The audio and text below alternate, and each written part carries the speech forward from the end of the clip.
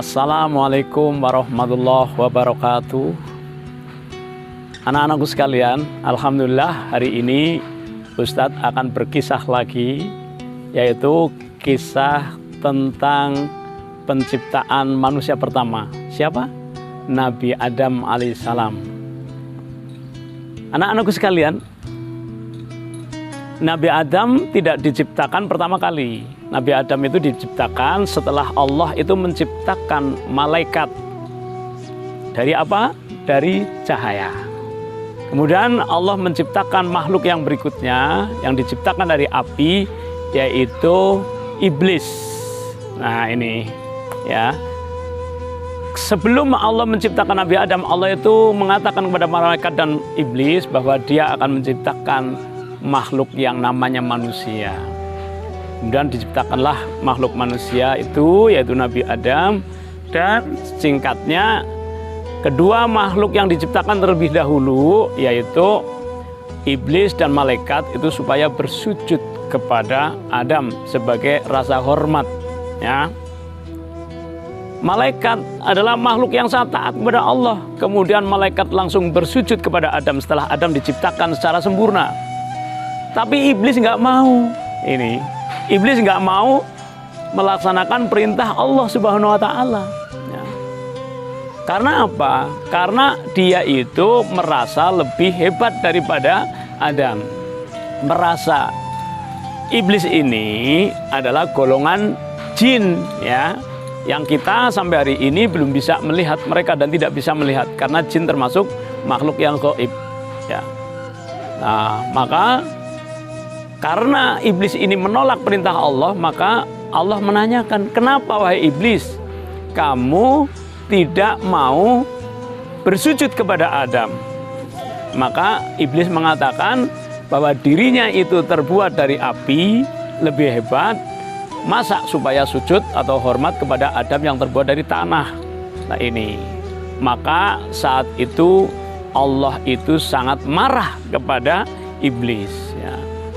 Karena iblis itu tidak mau taat.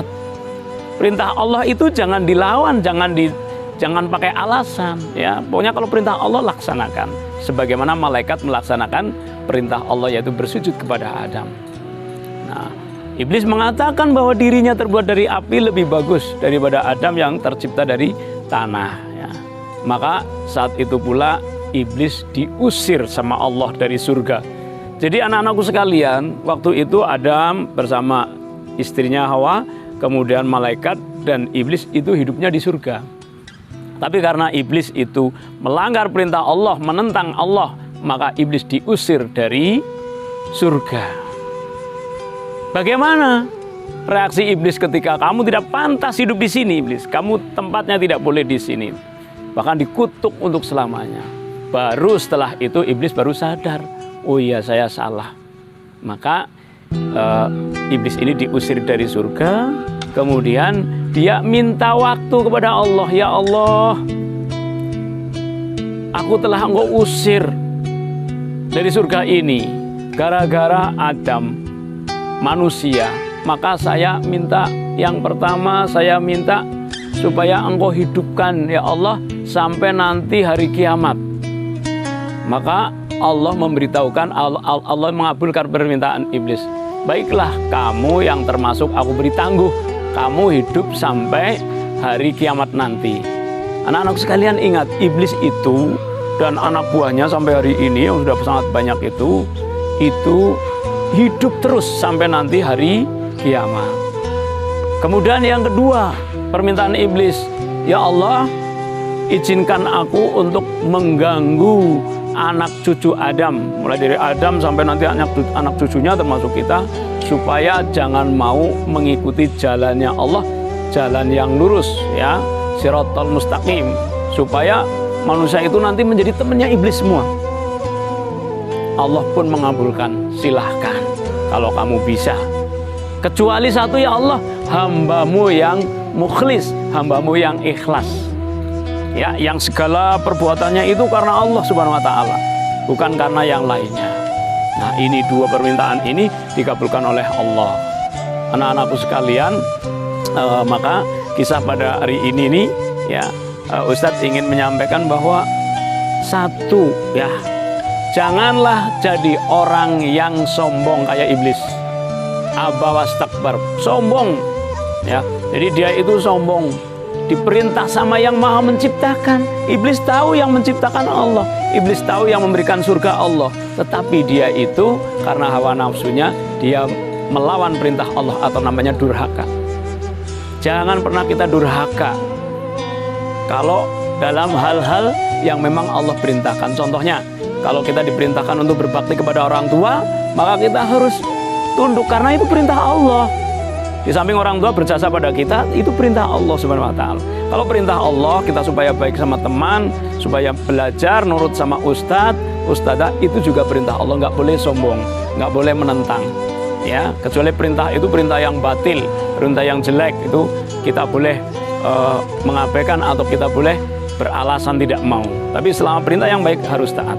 Kemudian yang kedua, iblis itu merendahkan siapa? Merendahkan manusia, merendahkan makhluk ciptaan Allah yang lain. Kita tidak boleh merendahkan orang lain, karena itu sifat sombong ya. Yang satu itu adalah melawan hak yang datang dari Allah. Kemudian yang kedua, menghina atau merendahkan makhluk ciptaan Allah yang lain. Kalau kita merendahkan makhluk ciptaan Allah, berarti kita sama saja merendahkan Allah yang maha menciptakan ya. Ini tidak bisa alasannya, walaupun hebat kayak apa, kayak iblis alasannya saya terbuat dari api, dia dari tanah, tetap itu tidak berlaku bagi Allah. Karena kita harus menghormati semua yang Allah ciptakan. Rabbana ma khalaqta hadza batila subhanaka faqina adzabannar. Bahwa Allah menciptakan segala sesuatu itu pasti bermanfaat ya.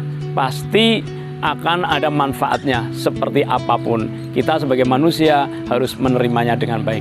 Mungkin ini saja kisah pada hari ini. Insya Allah Ustadz akan sambung pada kisah berikutnya, masih tentang Nabi Adam, iblis, malaikat. Nanti seperti apa? Tunggu kisah berikutnya. Dari Ustadz sekian dulu. Assalamualaikum warahmatullahi wabarakatuh.